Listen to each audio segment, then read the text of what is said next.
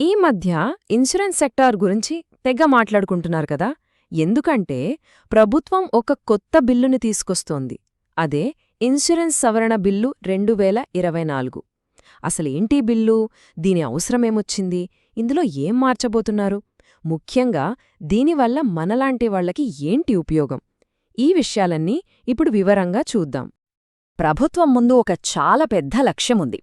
అదేంటంటే 2047 నాటికి, అంటే మనకి స్వాతంత్ర్యమొచ్చి 100 ఏళ్లు పూర్తయ్యేసరికి దేశంలో ఉన్న ప్రతి ఒక్కరికీ ఇన్సూరెన్స్ ఉండాలి.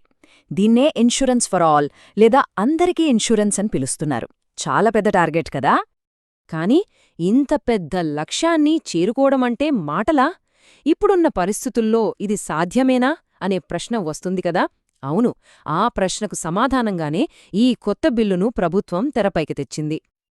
సరే, ఈ మొత్తం విషయం అర్థం చేసుకోడానికి మనం కొన్ని అంశాలని వరుసగా చూద్దాం. ముందుగా ఆ 2047 లక్ష్యమేంటి, దాన్ని ఎలా సాధించాలనుకుంటున్నారు, ఈ కొత్త బిల్లులో తీసుకొస్తున్న కీలక మార్పులేంటి, అలాగే నిపుణులు దీని గురించి ఏమనుకుంటున్నారు, ఇంకా సామాన్యులపై దీని ప్రభావం ఎలా ఉండబోతోంది, చివరగా ఈ మార్పులు నిజంగా సరిపోతాయా అన్నది కూడా చూద్దాం. 2047 నాటికి అందరికీ ఇన్సూరెన్స్ వినడానికి చాలా బావుంది. కానీ వాస్తవానికి మన దేశంలో ఇన్సూరెన్స్ తీసుకునేవాళ్ల సంఖ్య చాలా చాలా తక్కువ. ఈ గ్యాప్ని తగ్గించాలంటే ఖచ్చితంగా ఇప్పుడున్న రూల్స్ని మార్చాల్సిందే. పాత చట్టాలతో ఈ లక్ష్యాన్ని చేరుకోవడం అసాధ్యం. అందుకే ఈ కొత్త సంస్కరణలో ఇప్పుడు చాలా అవసరం. సో ఈ కొత్త బిల్లులో ముఖ్యంగా 4 పెద్ద మార్పులు తీసుకురాబోతున్నారు. చెప్పాలంటే ఈ 4 మార్పులు ఇన్సూరెన్స్ రంగాన్ని పూర్తిగా మార్చేయగలవు. ఈ మార్పుల్లో అన్నింటికంటే పెద్దది, ముఖ్యమైనది ఫారెన్ ఇన్వెస్ట్మెంట్కి సంబంధించింది. ఫారెన్ డైరెక్ట్ ఇన్వెస్ట్మెంట్ అంటే ఎఫ్డిఐ లిమిట్ని 74% నుంచి ఏకంగా 100%కి పెంచేస్తున్నారు. అంటే ఇంతకుముందు ఏ విదేశీ కంపెనీ అయినా ఇండియాలో ఇన్సూరెన్స్ బిజినెస్ పెట్టాలంటే ఖచ్చితంగా ఒక ఇండియన్ పార్ట్నర్ ఉండాల్సిందే. ఇప్పుడు ఆ రూల్ మారింది. సింపుల్గా చెప్పాలంటే ఇకపై ఫారెన్ ఇన్సూరెన్స్ కంపెనీలు ఇండియాకి డైరెక్ట్గా వచ్చేయొచ్చు. ఎవ్వరితో పార్ట్నర్షిప్ పెట్టుకోవాల్సిన అవసరం లేదు. వాళ్ల సొంత కంపెనీని 100% ఓనర్షిప్తో నడుపుకోవచ్చు. దీనివల్ల లాభాలేంటి అంటారా? చాలానే ఉన్నాయి.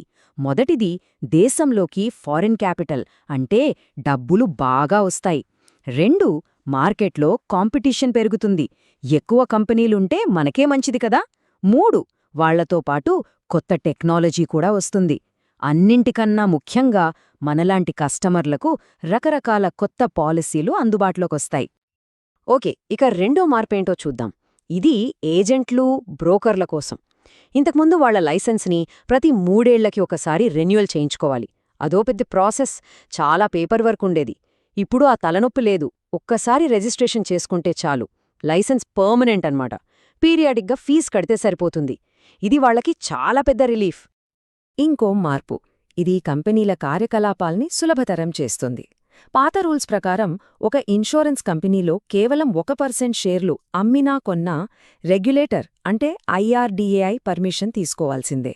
ఇప్పుడు ఆ లిమిట్ని 5%కి పెంచారు. అంటే 5% వరకు షేర్ ట్రాన్స్ఫర్లకు పదే పదే పర్మిషన్లు అడగాల్సిన పనిలేదు. దీనివల్ల బిజినెస్ కాస్త స్పీడ్గా జరుగుతుంది. ఇక 4వ ముఖ్యమైన మార్పు మనందరికీ తెలిసిన LIC గురించి. లైఫ్ ఇన్షూరెన్స్ కార్పొరేషన్ ఆఫ్ ఇండియాకి మరిన్ని పవర్స్ ఇస్తున్నారు. అంటే కొత్త ఆఫీసులు తెరవాలన్నా, ఇంకేవైనా ముఖ్యమైన నిర్ణయాలు తీసుకోవాలన్నా ఇకపై LIC బోర్డే డైరెక్ట్గా నిర్ణయం తీసుకోవచ్చు. ప్రతిదానికి గవర్నమెంట్ అప్రూవల్ కోసం ఎదురుచూడక్కర్లేదు. దీనివల్ల ప్రైవేట్ ప్లేయర్స్తో పోటీపడ్డం LICకి ఇంకాస్త ఈజీ అవుతుంది. సరే, ఇవన్నీ బావున్నాయి. కానీ ఈ బిల్లు పర్ఫెక్ట్ అని చెప్పలేం. ఎందుకంటే ఇండస్ట్రీ ఎక్స్పర్ట్స్ చాలా కాలంగా అడుగుతున్న కొన్ని చాలా ముఖ్యమైన విషయాల్ని ఈ బిల్లులో పట్టించుకోలేదు. అవేంటో చూస్తే మనకొక క్లారిటీ వస్తుంది. ప్రస్తుతం మన ఇన్సూరెన్స్ మార్కెట్ ఎలా ఉందంటే 2 వేర్వేరు దుకాణాల్లాగా.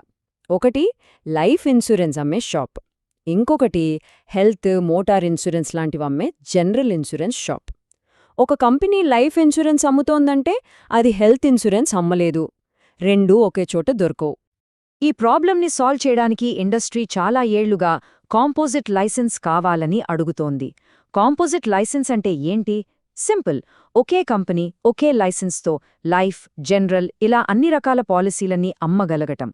కానీ అందరూ ఎంతో ఆశించిన ఈ మార్పుని ఈ బిల్లులో చేర్చలేదు. ఇది చాలా పెద్ద నిరాశ.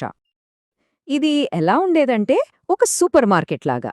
ఒకే చోటికి వెళ్ళి మనకు కావలసినవన్నీ ఎలా కొంటామో అలాగే ఒకే ఇన్సూరెన్స్ కంపెనీకి వెళ్ళి లైఫ్, హెల్త్, కార్ అన్ని పాలసీలు కొనుక్కోవచ్చు.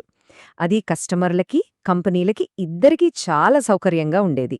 కానీ ఆ అవకాశం మిస్ అయిపోయింది. ఇక రెండో నిరాశ కలిగించిన విషయం క్యాపిటల్ అంటే పెట్టుబడి. మన దేశంలో కొత్తగా ఒక ఇన్సూరెన్స్ కంపెనీ స్టార్ట్ చేయాలంటే ఎంత కావాలో తెలుసా? కనీసం 100 కోట్ల రూపాయలు. ఇది చాలా పెద్ద మొత్తం కదా. చిన్న కంపెనీలు ఇంత డబ్బు ఎక్కడ్నుంచి తెస్తాయి? ఈ 100 కోట్ల రూల్ని తగ్గిస్తారని అందరూ ఎక్స్పెక్ట్ చేశారు. కానీ అలా జరగలేదు. దీనివల్ల ఏమవుతోందంటే చిన్న కంపెనీలు, కొత్త ఐడియాలతో వచ్చే స్టార్టప్లు, ముఖ్యంగా గ్రామీణ ప్రాంతాల మీద ఫోకస్ చెయ్యాలనుకునేవాళ్లు మార్కెట్లోకి రాలేకపోతున్నారు. చివరికి మార్కెట్ అంతా కొన్ని పెద్ద కంపెనీల చేతుల్లోనే ఉండిపోతుంది. సరే, ఇవన్నీ పాలసీ విషయాలు. కానీ అసలు పాయింట్కొద్దాం. ఈ మార్పుల వల్ల, ఈ మిస్ అయిన సంస్కరణల వల్ల మనలాంటి సామాన్య కస్టమర్ల మీద ఎలాంటి ప్రభావం పడుతుంది? లాభమా? నష్టమా? మంచి విషయాల గురించి ముందుగా మాట్లాడుకుందాం. కొత్త ఫారెన్ కంపెనీలు వస్తాయి కాబట్టి మన ముందు మరిన్ని ఆప్షన్లుంటాయి. కాంపిటీషన్ పెరిగితే ప్రీమియంలు తగ్గే అవకాశముంది, సర్వీస్ కూడా బెటర్ అవుతుంది, బహుశా క్లెయిమ్స్ కూడా ఫాస్ట్గా సెటిల్ అవ్వచ్చు. అంతేకాదు, పెట్ ఇన్సూరెన్స్, సైబర్ ఇన్సూరెన్స్ లాంటి కొత్త ప్రాడక్ట్స్ కూడా రావచ్చు. కానీ కొన్ని సమస్యలు ఇంకా ఉన్నాయి. కాంపోజిట్ లైసెన్స్ రాలేదు కాబట్టి మనకు కావాల్సిన వేర్వేరు పాలసీల కోసం వేర్వేరు కంపెనీల చుట్టూ తిరగడం తప్పదు. ఇక 100 కోట్ల రూల్ అలానే ఉండటం వల్ల చిన్న కంపెనీలు రావు. దానివల్ల ముఖ్యంగా గ్రామీణ, చిన్న పట్టణాలకి ఇన్సూరెన్స్ సేవలు పూర్తిస్థాయిలో చేరడం ఇంకా కష్టమే. సో ఫైనల్గా చెప్పాలంటే ఈ బిల్లు ఖచ్చితంగా ఒక ముఖ్యమైన ముందడుగు. కానీ 2047 అనే పెద్ద లక్ష్యాన్ని చేరుకోవడానికి ఇది కేవలం ఆరంభం మాత్రమే. ప్రయాణం ఇంకా చాలా దూరముంది. ఒక్క మాటలో చెప్పాలంటే ఇది ఒక మంచి ఫస్ట్ స్టెప్. కానీ అందరికీ ఇన్సూరెన్స్ అనే ఆ పెద్ద కలను నిజం చెయ్యాలంటే ఈ ఒక్క అడుగు సరిపోదు. భవిష్యత్తులో ఇంతకంటే పెద్ద, ధైర్యమైన సంస్కరణలు ఇంకా చాలా అవసరమవుతాయి. ఒక ప్రశ్నతో ముగిద్దాం. కేవలం 100% విదేశీ పెట్టుబడుల్ని అనుమతించినంత మాత్రాన అందరికీ ఇన్సూరెన్స్ అనే లక్ష్యం నిజంగా నెరవేరుతుందా? ఆలోచించాల్సిన విషయమే కదా.